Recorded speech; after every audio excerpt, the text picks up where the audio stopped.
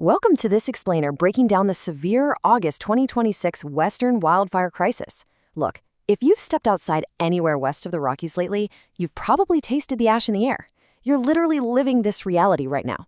So today, we're going to dig into exactly how extreme weather and massive fires in just a couple of states are triggering these dangerous, widespread ripple effects across the whole region.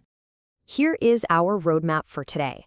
We're starting with the Level 5 national emergency, zooming into the Pacific Northwest epicenter, tracking the smoke ripple effect, looking at the broader Western threat, and finally, what to watch next.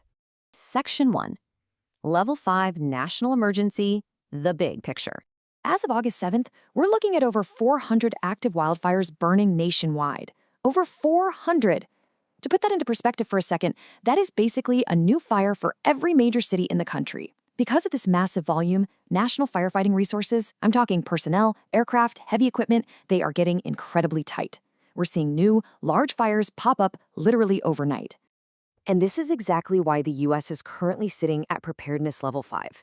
You know the drill. This is the absolute highest level of wildland fire activity. It means extreme conditions and multiple, large, uncontained incidents just draining our national resources all at once. With active fire weather alerts across 6 different states right now, we are officially at peak capacity. Section 2. The Pacific Northwest epicenter, Oregon and Washington. Looking at the current data, you can really see the brutal combination driving this extreme fire behavior. Across Washington and Oregon, from Spokane all the way down to Medford, we're seeing upper 80s to mid-90s heat, pervasive smoke, and the real kicker, driving afternoon winds. Washington is reporting dozens of active fires, sure, but Oregon is absolutely the nation's wildfire epicenter right now. They're battling massive, completely uncontained incidents in Wheeler, Harney, Malheur, and Baker counties, all fueled by this exact weather profile. Section 3. The smoke ripple effect. How epicenter fires impact neighbors. So, driven by this extreme fire behavior in critically dry fuels, massive smoke plumes are originating directly from those huge incidents in Oregon and Washington. When you've got timber and brush this bone dry and it's burning under high heat and heavy winds, it acts just like a giant smokestack, pumping astronomical amounts of particulate matter straight into the atmosphere. And here's where all that smoke goes. These thick plumes are aggressively pushing east and south. We're seeing heavy smoke intrusions absolutely choking the Clearwater Basin, Boise, and Lewiston in Idaho. It's pushing straight into Montana, it's zeroing out visibility across northern Wyoming, and drifting way down into northern California, Nevada, and even Colorado. It just proves this scary point. You don't have to be anywhere near the actual flames to have your air quality totally wrecked by this crisis. Section 4. The broader Western threat. High danger conditions.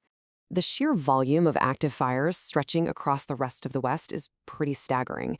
California is carrying nearly 100 fires right now. Now, most of those remain small, but the statewide danger is still critically high. Oregon, as we mentioned, is battling more than 50 active fires, many of them those massive uncontained ones. And Montana, they are actively fighting over 30 incidents, with new, large fires springing up across their western and central regions. Across the Great Basin, the Central Valley, and the Southwest, the recurring villains driving all this active fire behavior in the open rangeland are exactly this: breezy afternoon winds combining with brutal single-digit humidity. When humidity drops that low, vegetation just loses all its moisture. It essentially turns into tinder, literally just waiting for a single spark and a gust of wind. And this volatility leads straight into high danger alerts across the board. We've got active red flag warnings popping up in multiple Wyoming counties. Rapidly spreading incidents are springing up across Utah, especially those large ones down in Millard and San Juan counties. This extreme dryness is pushing incredibly high danger in Nevada's open rangeland, while Colorado is dealing with a large incidence over in Custer County. And down in the Southwest, Arizona is just baking under hot, dry conditions, while New Mexico is juggling more than 30 active fires of their own. Section 5. What to watch next. The threat of new ignitions. We're facing a really dangerous collision right now. On one hand, our current crisis consists of these existing massive uncontained fires that have completely depleted tight national resources. But on the other hand, the emerging threat is unstable air bringing elevated lightning potential to the region. The data is pointing to an increasing lightning risk across Washington, Oregon, Idaho, Montana, and down into New Mexico. And lightning strikes into critically dry fuels, well, Those are just nature's matches. Which leaves us with this final, critical question to consider as you watch the weather this week. With resources already stretched to their absolute limit at preparedness level 5 and widespread lightning expected across all these critically dry states, how will the West contain the next ignition? The margin for error right now is practically zero. Keep an eye on those dry lightning forecasts and definitely stay safe out there. Thanks for joining me for this explainer, and we'll keep tracking the data as this crisis develops.